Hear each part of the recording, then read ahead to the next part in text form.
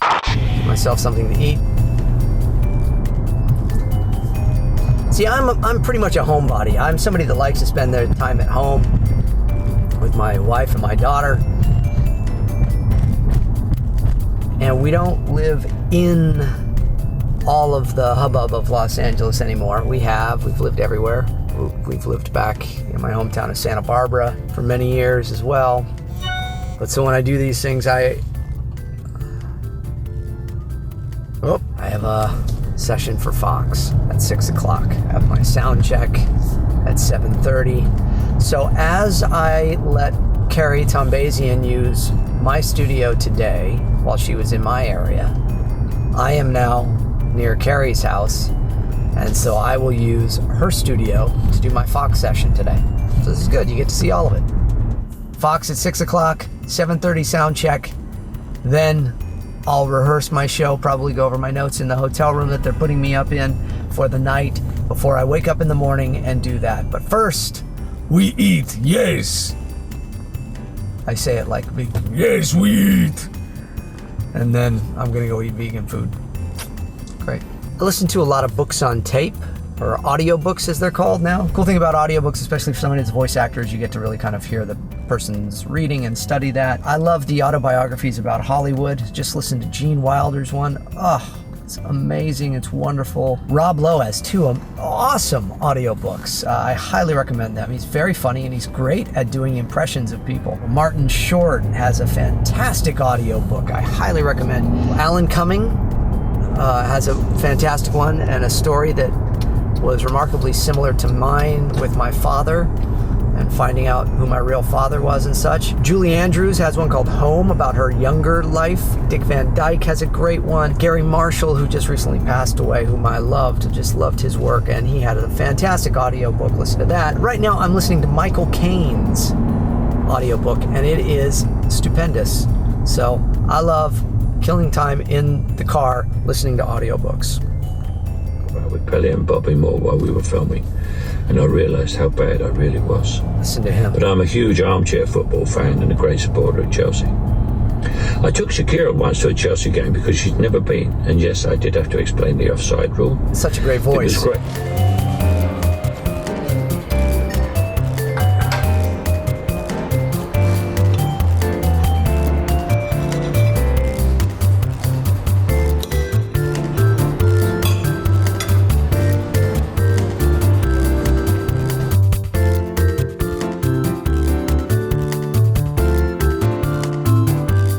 Okay, so I'm at my friends Tom and Carrie's house. Carrie Tombazian, you were there, and she was using my studio today. So we're trading studios today.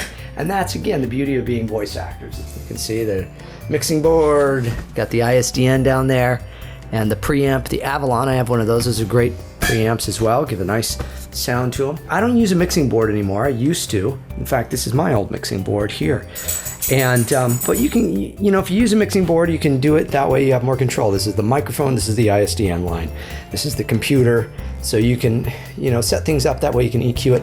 I'm old school. I love mixing boards. I love working off of them. But I find for simplicity with my home studio now, I find it easier to not even use a mixing board because I do everything digitally. So it's my favorite part of recording at the Baptists. The dogs. Boo! Rufus! What are you guys doing? What are you doing? They have a beautiful home and a beautiful studio. They have a theater. This is the Baptist Uniplex here, and there's a theater here. And you can see the theater. See that? And we watch movies here. Movie nights. A lot of fun. So I'll go into the booth here in a little bit. Rufus is in there doing a sound check for me. Here I am, same day, new hair, different studio, and ready for Fox to dial me up here any minute. I've got 2 scripts with them. An all-new episode of The Last Man on Earth is next. And don't go anywhere, a new Family Guy starts now. So different studios are built different ways. You see here in Carrie's studio, in her booth, small spaces. A lot of people think a small space is a great space for a booth. It can be for one person, but it also can be tricky because sound can sound a little more muffled, boxy, or what have you. So they did a very smart thing here. They put angles in, a box not unlike my booth at home, which was not by design, but because that's what I had in the space, it was already built that way, is not always the best place, a box. So it's good to have angles. So Carrie has an angled wall here, and then these here, different sizes, nice high ceilings. This is what you want to look for in a smaller booth, a small booth, because this booth is probably, about 6 feet by 4 feet, maybe. So, and then it narrows over here. But they got a little shelf for all the things. And we're on a 416. Again, not my favorite mic. People always ask, why isn't the 416 your favorite? What did you like about the 416, James? 416 mic is usually used as a boom mic in film and television. They use it for that, and it's perfect for that. That's what I use it for whenever I do any videos for things like that. Engineers in the world of promo, which is what I'm about to do, started using 416s because they realized that it allows the voice to cut through things. It has a more high-end, mid-range, upper mid-range tones to it that it pulls out of a voice. So in a promo, coming up next, and there's a lot of music and stuff going on, that kind of comes through with this mic. It picks it up and captures it. Not my favorite mic because, for one, when I'm doing a bigger The Simpsons tonight, this doesn't always pick up the nuance and the resonance that like a U87 or a Gefell or a Studio Projects or one of those mics that I use at home would have. The 416, but this is what Carrie uses quite a bit, and she does a lot of promo work, and she likes the way it sounds on her voice, and she's used to this mic. So this is what she's got, and this is what I'm going to be using here tonight. So there you go. But 416 Sennheiser, it's about $1,000. People always wonder, is it a good mic to get for voiceover? I think that there's a lot of less expensive alternatives that are really great for voice to give you a nice rich sound. I wouldn't recommend this unless you are doing ISDN promo work, trailer work, things like that. Or if you're a filmmaker and you're looking for a great boom mic that you can also sub as your voiceover mic, then go for it. There's one line, I heard it click. All right, there we go. Yeah, we're all good. You guys doing good? Yeah, I know, it feels like Friday to me. Yeah, what did you want to start with? Okay. An all-new episode of The Last Man on Earth is next. An all-new episode of The Last Man on Earth is next. An all-new episode of The Last Man on Earth is next. Don't go anywhere, a new Family Guy starts now. Don't go anywhere, a new Family Guy starts now. Don't go anywhere, a new Family Guy starts now. Thank you so much, gentlemen. I sure appreciate the work. All right, have a good one. Bye-bye. That's done. Now off to the hotel to do my sound check. Voiceover, where there words need to be read. There will be a voice actor waiting to read them from now into the auditorium and beyond. This cable stays. This cable stays. Where am I switching it out? Okay. Just give me normal volume. Just normal volume. Okay, right about there is probably about where I'd normally talk. And then if I did something bigger, it would be like that.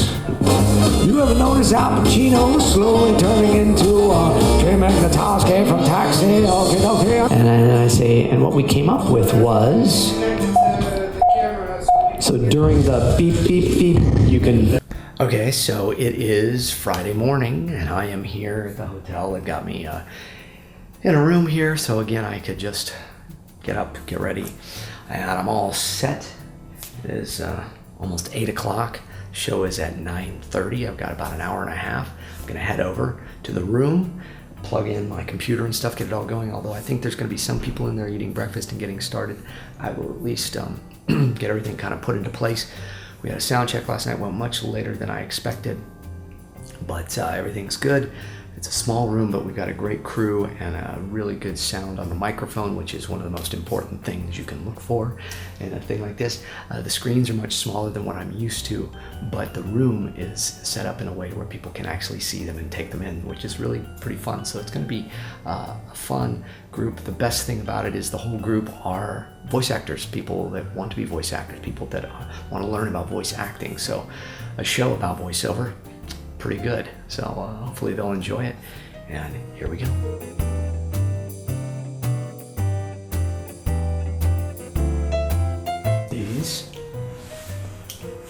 or these? I think I'm gonna do these, even though these match the tie. These are newer, and you know.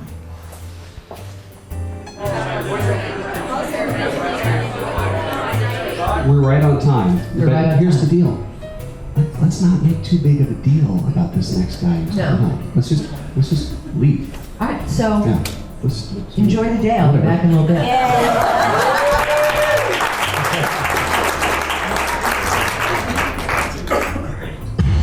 In a world of millions of voices.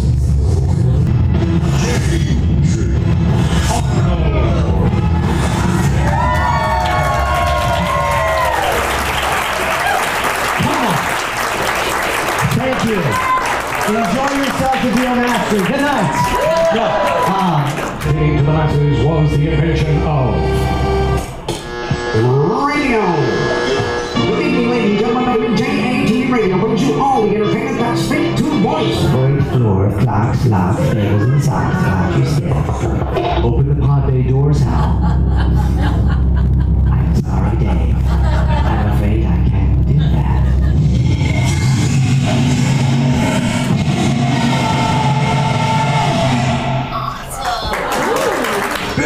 news only as directed. Okay, stand by.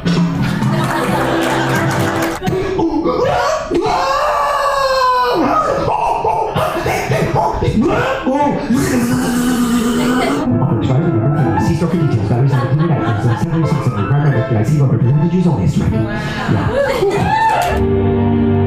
Smith.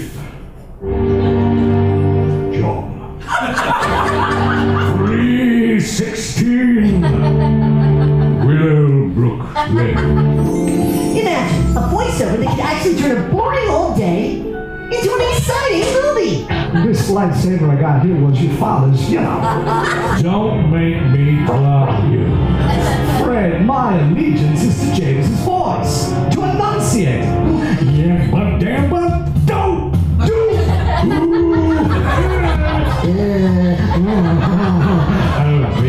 Yeah. Don't do it for money. Don't do it for success. Don't do it to feed your ego.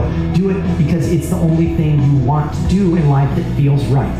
Do it because you make people happy when you do it. Do it because it's fun, because it is the funnest job in the world. You have been witness to the book of Daredevil, the magician of mimicry, the little guy with a big voice in the little padded room. Talking to myself. Thank you so much. God bless you. Hey everybody, James Arnold Taylor here, the voice of Obi-Wan Kenobi, Frank Flintstone, Johnny Test, and a bunch of other characters here at B.O. Mass Street in the Sportsman's Lodge in Studio City, California. We're done. Awesome, great, yeah. All right, good stuff. Thank you. Okay, and just like that, we are done. So, show's been done, did some interviews, did some talking, and now I gotta pack up all my stuff, head back home so I can get back in my little padded room and do some promos for Fox and other things. But you got to see what it's like getting ready to do my show and to do something like this. Hope you enjoyed it. Please subscribe to the channel if you have not already. Spread the word and show everybody what the real world of voiceover is all about.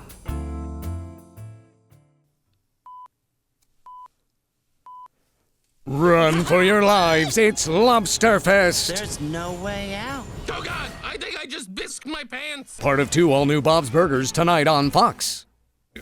James, you've done it! Woohoo! Fine effort. Well, thank you. Thank you. Thank you guys. I do truly appreciate it. Have a wonderful weekend. You too. All right, see ya. Bye-bye. Bye-bye.